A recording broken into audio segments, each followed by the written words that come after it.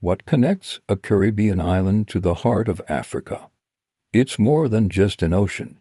It's a spiritual lifeline, a story of faith, prophecy, and a promised land. Welcome as we explore the sacred bond between Jamaica and Ethiopia, a connection that has shaped a global movement and given birth to a unique culture. From the vibrant streets of Kingston to the ancient highlands of Addis Ababa, this is a tale of how a king became a god, how a visit changed a nation, and how a piece of land became a symbol of homecoming. The story begins in the early 20th century, within the burgeoning communities of Jamaica.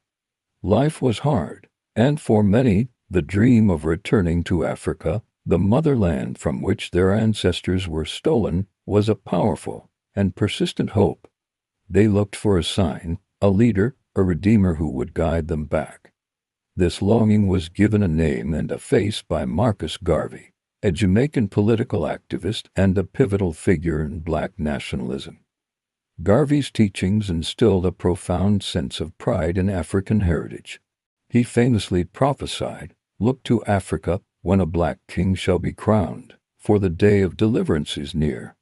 For his followers, this wasn't just a political statement, it was a divine revelation. And then, in 1930, the prophecy seemed to be fulfilled. In the distant land of Ethiopia, a man named Rastafari was crowned emperor. He took the regal name Haile Selassie I, and his titles were awe-inspiring: King of Kings, Lord of Lords, Conquering Lion of the tribe of Judah. For the believers in Jamaica, this was it. This was the moment Garvey had foretold. Rastafari, the very name they adopted for their movement, Rastafari was not just a king, he was seen as the living embodiment of God, the Messiah returned to earth. Ethiopia, one of the only African nations to successfully resist European colonization, became their Zion, their spiritual homeland. The emperor, a direct descendant of the biblical King Solomon, and the Queen of Sheba, became the central figure of their faith. For decades, this belief was nurtured in Jamaica, a fire of faith passed down through generations. Then, on April 21, 1966, the unimaginable happened. Haile Selassie, the God King, visited Jamaica. The day is now famously known as Groundation Day. When his plane landed at Palisadoes Airport in Kingston, a torrential downpour that had been soaking the island for days suddenly stopped, and the sun broke through the clouds. Tens of thousands of Rastafarians had gathered, chanting, drumming, and smoking Ganya as a spiritual sacrament, creating a haze of reverence and excitement. The crowd was so immense and fervent that the emperor was reportedly unnerved, hesitant to even disembark. It took a respected Rasta elder, Mortimer Plano, to board the plane and persuade him to greet his followers. When Selassie finally appeared, the crowd erupted. It was a moment of pure spiritual ecstasy, a confirmation of everything they believed. This visit wasn't just a state affair, it was a spiritual revolution. It legitimized the Rastafari movement in the eyes of Jamaican society and the world, cementing the unbreakable bond between the island and Ethiopia.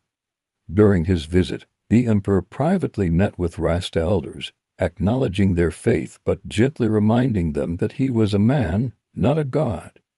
However, for many, this only deepened their devotion, interpreting his humility as further proof of his divinity.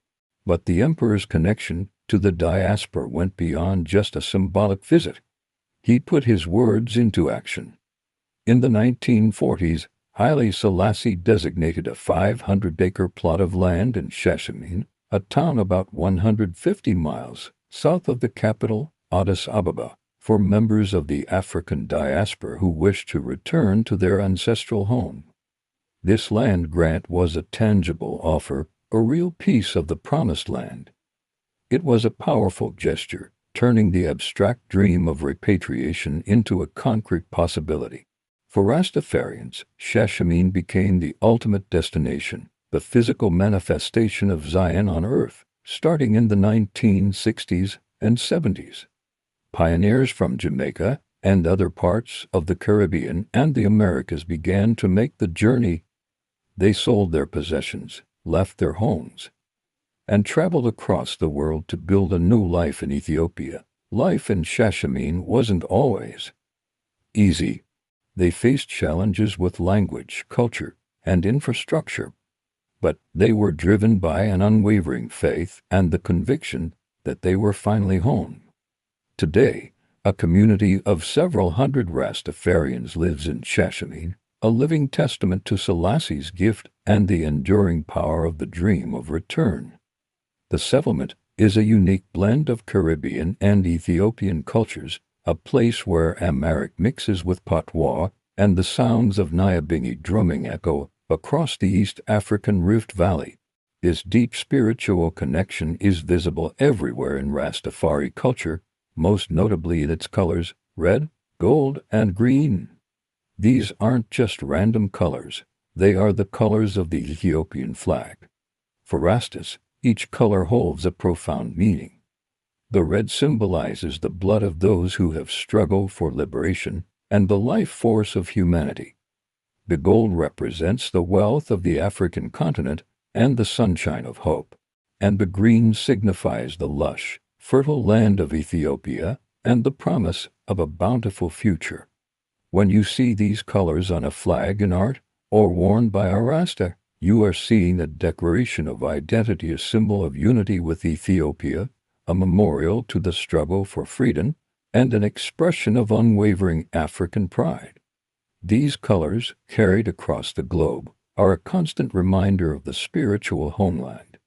And how was this message carried? Primarily through music. Reggae music is the heartbeat of Rastafari.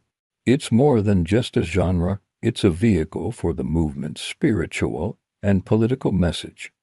And no one amplified this message more powerfully than Bob Marley. Marley, a devout Rasta, wove the themes of Haile Selassie, Ethiopia, and repatriation into his lyrics, turning them into global anthems.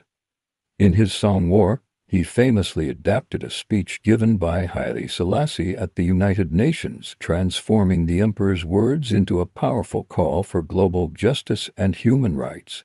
Through the music of Marley, Peter Tosh, Burning Spear, and countless other reggae artists, the story of Ethiopia and the Rastafari faith reached every corner of the planet. Reggae became the soundtrack of liberation movements worldwide, carrying the message of redemption, resistance, and the spiritual significance of the Ethiopian connection far beyond the shores of Jamaica. The music ensured that the call to look to Africa would be heard by millions, making the sacred bond between this small island and the ancient African empire a globally recognized phenomenon. So, from Kingston to Addis Ababa, from the prophecy of Marcus Garvey to the land grant in Shashemene, the story of Jamaica and Ethiopia is one of a shared destiny. It's a powerful narrative of faith, a longing for freedom, and the eternal dream of coming home. It shows how an idea born from oppression and hope on a Caribbean island could find its spiritual center in an African kingdom, creating a vibrant and enduring culture that continues to inspire people all over the world. This is not just history, it is a living, breathing connection, a testament to the power of belief to bridge oceans and unite souls. The heart of Jamaica truly does beat with the soul of Ethiopia. Thank you so much for joining us on this journey. If you found this story as fascinating as we do, please hit that like button, subscribe to eGreen channel, and ring the notification bell so you don't miss our next exploration into the amazing connections that shape our world. We'll see you in the next video.